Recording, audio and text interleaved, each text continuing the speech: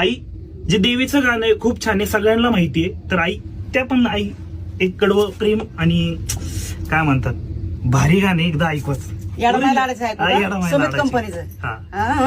आणि कवड्या आंब्याच्या झाडाची आणि येरमाळ गावाची, येडमाय लाडाची लाडाची, येडमाय लाडाची लाडाची, कवड्या आंब्याच्या झाडाची अगं येरमाळ गावाची, येडमाय लाडाची लाडाची, येडमाय लाडाची लाडाची.